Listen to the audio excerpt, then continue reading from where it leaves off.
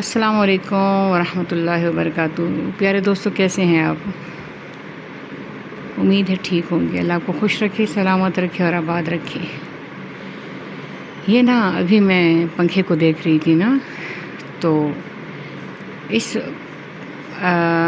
یہ جو پنکھا ہے مطلب اگر دیوار پہ کچھ ہو، اس چھت پہ کچھ ہو تو وہ بھی ہمیں نظر آئے گا، کیونکہ پنکھے کی سپیڈ نے ہمارے دیکھنے کے حس کو شکست دے دی ہے۔ یعنی پنکھے کی جو سپیڈ ہے اس نے ہمارے دیکھنے کے حس کو شکست دے دی ہے۔ تو اگر کچھ دوستوں نے سنا ہوگا، کچھ نے نہیں سنا ہوگا، آج سے کچھ عرصہ پہلے کی بات ہے کہ میں اس ندی کے پاس سے گزر رہی تھی جس ندی میں بچپن میں جایا کرتی تھی اپنے داجی کے ساتھ تو اس ندی کا پانی سٹل ویسا ہے، ویسے ہی پیارا تو میں نے اس ندی سے سوال کیا تھا کہ تم نہیں بدلی اور میں بدل رہی ہوں، کیوں؟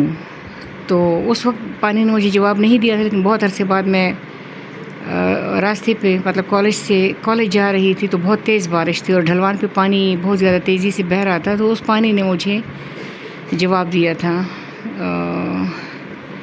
تو اس نے مجھے یہ کہا تھا کہ تم نے اپنی حرکت برقرار رکھی ہے۔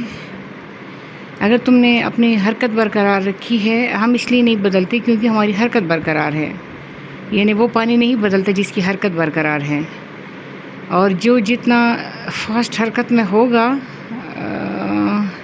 ہماری پوری باڈی حرکت میں ہے لیکن کچھ جو ہے وہ اپنی نیچرل سطح کو بھی چھوڑ چکے ہیں۔ مثال کے طور پہ یہ جو بیٹھ کے نمازیں پڑھ رہے ہیں، جو اللہ معاف کرے کرسی پہ بیٹھ کے نمازیں پڑھ رہے ہیں، یعنی زمین پہ بیٹھ کے اب وہ اس جگہ میں نہیں رہے کہ کبھی دسترخوان بچھا کے کھانا کھا سکیں۔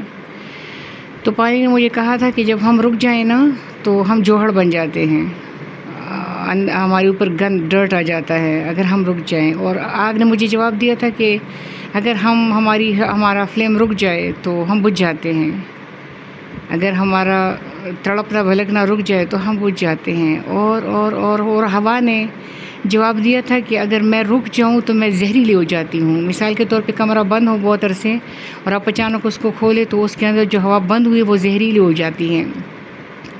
اور مٹی نے بولا تھا کہ اگر میں رک جاؤں تو میں بنجر ہو جاتی ہوں۔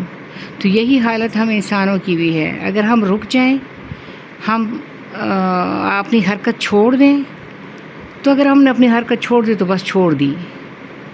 یعنی میں بڑوں کو، میں کبھی کبھی لیٹی رہتی، اگر لیٹ جاؤں تو میں کہتی ہوں کہ اٹھ کے یہ کام کروں، پھر میں کہتی ہوں کہ اگر میں لیٹنے کو اگر میں نے ترجیح دی تو بس لیٹ ہی رہوں گی۔ اب بچے کو موبائل دے دیں، وہ لیٹ جائے گا موبائل لے کے، تو بس لیٹا رہے گا، بچہ بڑا جوان سب اگر ہم پڑ گئے تو بس پڑ گئے۔